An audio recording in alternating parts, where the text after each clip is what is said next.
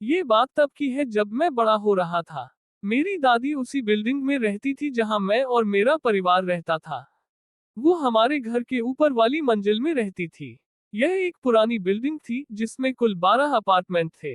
वे मकान नंबर 2874 में रहती थी और हम 2868 में रहते थे। मेरे जन्म होने के पहले से ही दादी माँ अकेली रहती थी। उनके सोने वाले वाले कमरे की तरफ जाने वाले हॉलवे में एक अलमारी कोठरी थी जिसमें हर महीने एक अजीब सी घटना होती थी। महीने में एक बार मेरी दादी मेरी माँ को ऊपर बुलाकर उनकी अलमारी को चेक करने के लिए कहती थी।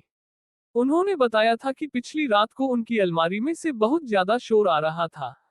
एक बार मेरी माँ काम कर रही थी तो उन्होंने मुझे उनकी जगह पर दादी की मदद करने के लिए भेजा। मुझे नहीं पता था कि यह मेरे जीवन को परेशान करने और मेरे जीवन को अस्त व्यस्त करने वाले अनुभवों की एक शुरुआत होगी। जैसे ही मैंने दादी के कमरे में प्रवेश किया और मैं अलमारी की ओर बढ़ा तो मैं वहां का हाल देखकर दंग रह गया। ऐसा लग रहा था कि मानो किसी ने पूरी अलमारी को अस्त व्यस्त कर दिया हो। उनके सारे कपड़े, बक्से खुले हुए और सामान अलमारी से नीचे बिखरे पड़े थे। ऐसा लग रहा था कि मानो दादी के कमरे में कोई तूफान आया हो जो पूरी बिल्डिंग को छोड़कर केवल उनके ही कमरे में आया हो। मैंने दादी से पूछा कि यह कब से हो रहा है तो उन्होंने बताया कि ऐसा पिछले 20 सालों से हो रहा है। मैंने उस समय इस बात पर ज्यादा ध्यान नहीं दिया और मैं अलमारी को साफ सुथरा करके चला गया।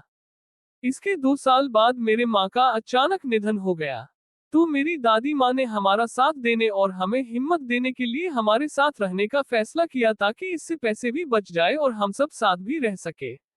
इसके कुछ समय पहले ही दादी ने पैसे बचाने और सहायता पाने के लिए हमारे साथ रहने का फैसला किया।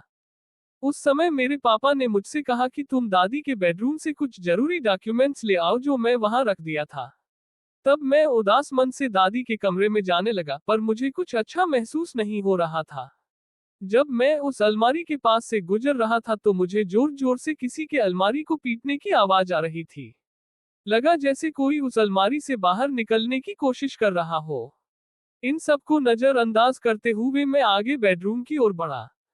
लेकिन जैसे ही मैं अंदर कमरे में गया तो दरवाजा अचानक से बंद हो गया, जिससे मैं अंदर फंस गया।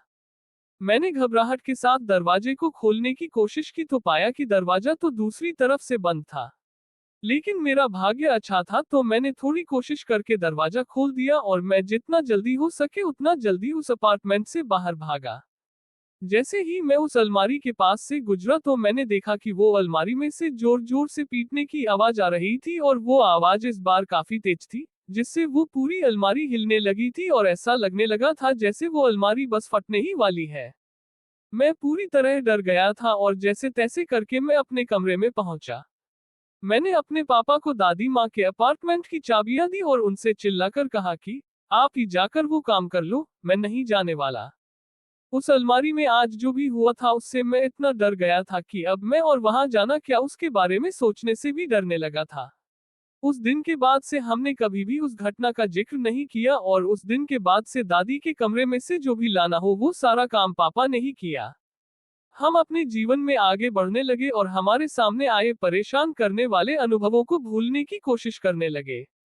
आज तक मुझे अभी भी आश्चर्य होता है कि दादी की अलमारी में उन घटनाओं का कारण क्या था या फिर वहां इससे भी अधिक भयानक हो सकता था।